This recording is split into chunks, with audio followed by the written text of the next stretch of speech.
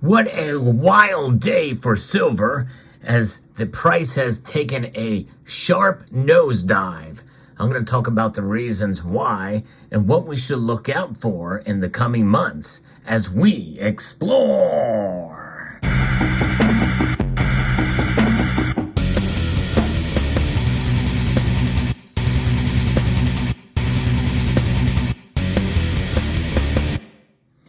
Gold took a pretty big hit today too, but not nearly as bad as silver. In fact, gold is holding its own.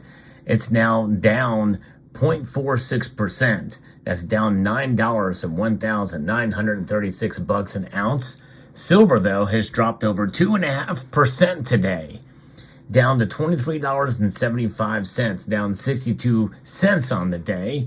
And we're getting closer to where I think the resistance is, or the support is for silver, and that is 23 or the high 22s. I still believe that, and I think that we're going to see a turnaround in silver sometime soon, at least holding its own above that through the rest of the summer.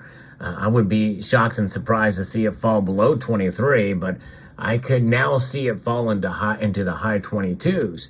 Now, it is worth noting that all the other metals took a hit today, but as I record this video, palladium is actually up a little bit. So what's going on? What's behind this? If you enjoyed content like this, I want to thank you for being here, for taking the time to watch, and I want to thank you who have subscribed as well, too. Any of the new subscribers that have joined up and hit that subscribe button, let me know down in the comment section below so I can properly thank you.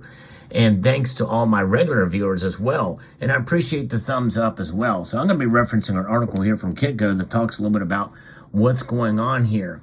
Well, we have lower prices, safe haven buying of the precious metals following a surprise downgrade of the U.S. government debt gave way to selling pressure from a rally in the U.S. dollar index to a 3-week high.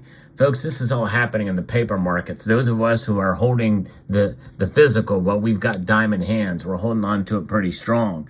Yes, indeed. Now, I was first alerted to the down rating by Fitch from Iraqi Superstar. It's pretty amazing to see that. And pretty much an hour or so after I had recorded my video, or posted my video about an economic downturn, which is likely. I still think we're seeing more signs of that to be happening too. But nonetheless, there is some keener risk aversion in the marketplace the middle part of this week following the surprise move by Fitch credit rating agency to downgrade the U.S. government's credit rating to AA+ from AAA.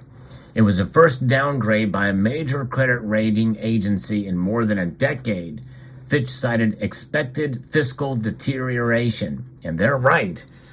Much to the chagrin of the Secretary of the Treasury, Janet Yellen was not too happy about this.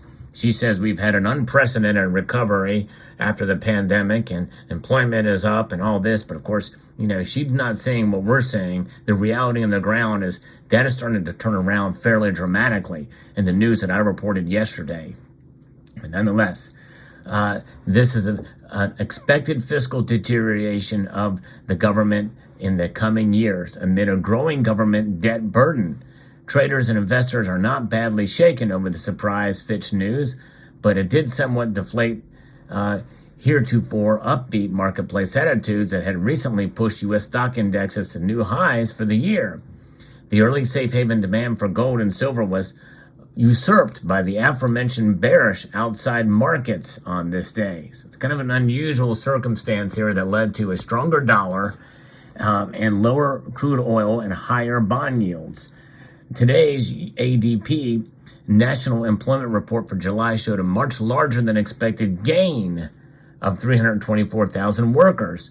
The number expected to come in and up at 175,000 and compares with a gain of 490,000 in the June report. The stronger reading also likely put some downside price pressure on the gold and silver markets as the data fell into the camp of the U.S. monetary policy hawks who want to see more interest rate increases from the Federal Reserve. This flies in the face of what I just reported on yesterday. What's going on here? Well, I'll tell you what's going on here, especially after the recent indictment that we've seen of a former president and the absolute insanity of the presser for that and the language in it. Even the most ardent, intellectually honest from the other party, from the opposite party, sees it as an absolute affront to the First Amendment. But same thing here, I believe, with some of these numbers here. The chefs are in full bore session, cooking up their books. And I think that's exactly what's going on here, because we have a lot of layoffs that are occurring, and that flies in the face of what's going on here. I don't understand it, how we're coming in such high numbers, other than it's the chefs doing their job there and cooking the books. Traders are awaiting the U.S. data point of the week on Friday. The U.S. employment situation report for July, the key non-farm payroll numbers, is expected to come in up 200,000 jobs compared to a rise of 209,000 in the June report. The key outside markets see the U.S. dollar index solidly higher at a 3-week high. It's now at 102. I'm looking at the numbers now. It's 102.64.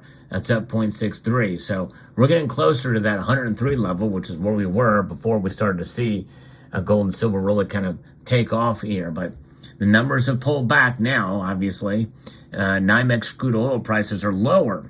In fact, right now it's trading at $79.70, down over 2% as I record this video.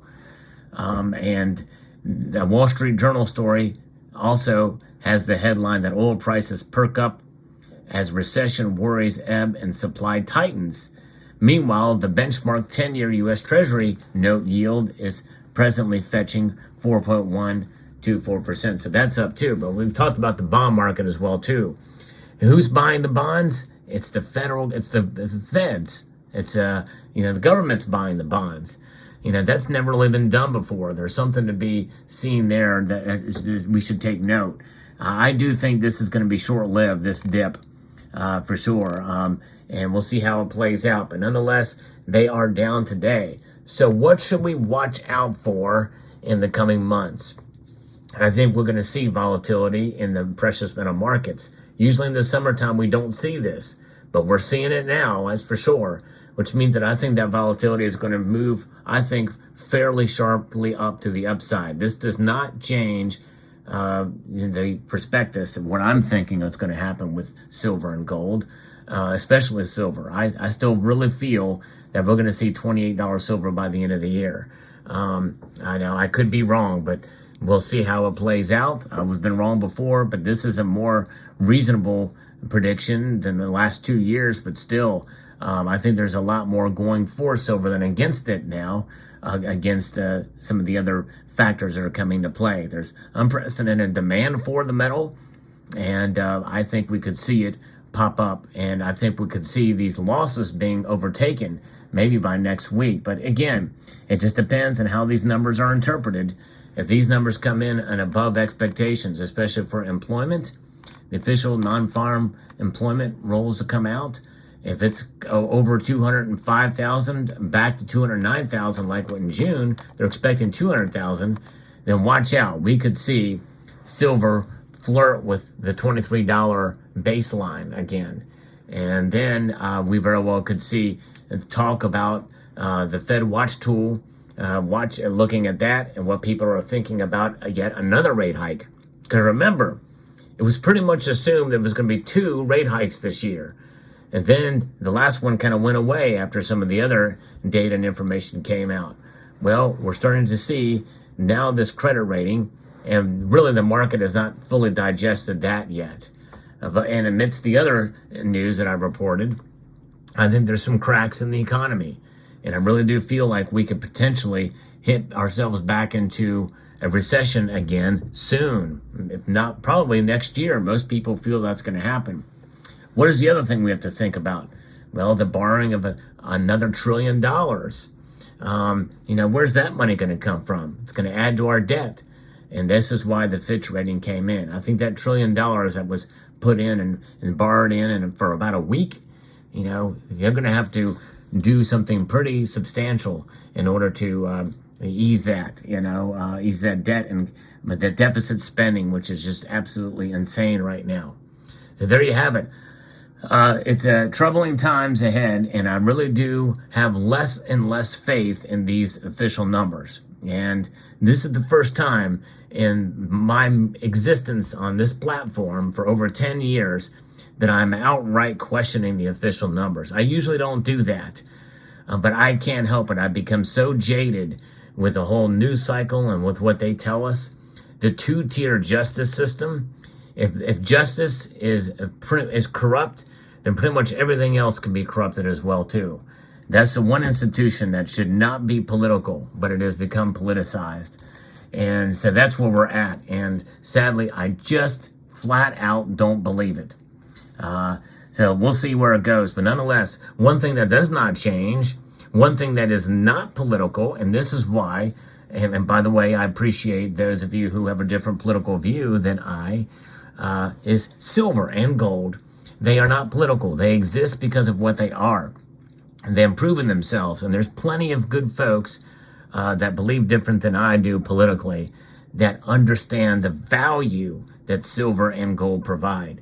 That value is long-standing and cannot be swayed or moved, but no matter what your political persuasion is, or no matter what the government does, or no matter who's in office or what have you. And this is why I've always been of the mindset that the metal itself sells itself. You know, it is what it is. It's been a store of value, and I don't think there's really any reason to overhype it. It is what it is. Me making a prediction of where it's going to go by the end of the year, I don't think is terribly unreasonable in that prediction. But nonetheless, you should not follow my predictions at all, no matter what they are, no matter how reasonable they may sound, because I could certainly be wrong. I was wrong thinking that silver could fall below $21 by the end of the summer. Now, we still have, or by the end of August, and we still have a little bit of time left. That could happen if it keeps going down the rate it's going now. That could happen, but I think there's some resistance there. I'm poised to lose a bet that I made of a silver dime for that. So I've changed course, but I did make a bet on it.